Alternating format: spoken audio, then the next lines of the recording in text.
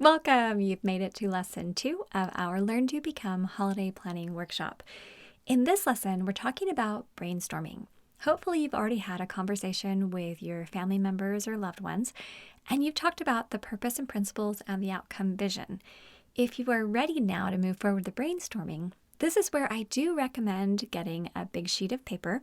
You could do this digitally, typing it out into a Word document or a Google Doc or an Evernote or something like that. But this is where we're going to list all the specifics. Now, you might feel a little bit overwhelmed as you're going through this process, but just trust that as we get it organized and start getting it into your list and your current projects and things like that in the following steps, you're actually going to start breathing a lot better. Okay, so suppose you did get out a big piece of paper, and this is where we're going to write down everything that's on our minds in categories. So the way that I did this worked really well for me, and hopefully you can either try something like this or adjust it to meet your needs.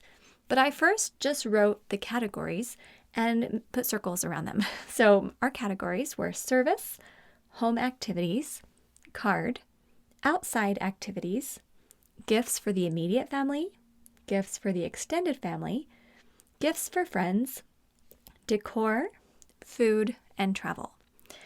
So your categories might look different than mine, but these are the ones that generally our family uses every year. Then I just sat down and I went through the purpose and principles that we'd recorded previously, and I started writing down things that we had discussed during our family meeting. So as we talked about service, I wrote down some different conversations that I could have with neighbors to find out about service opportunities here in our area since we just moved here. I wrote down some important principles like keeping open time in our schedule or incorporating service into family parties or checking with our local university. Also making this part of a weekly plan with the family. That I'm going to do some research, that will be one sub-project, but then we're going to turn this into a routine. So every week throughout the holiday season, as I'm planning with the family, I'm going to be looking at service opportunities and planning those.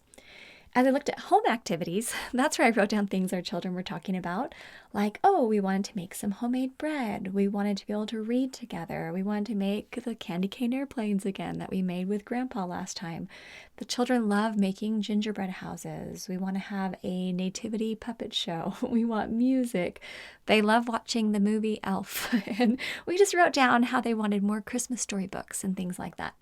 So I wrote all those things down under our home activities.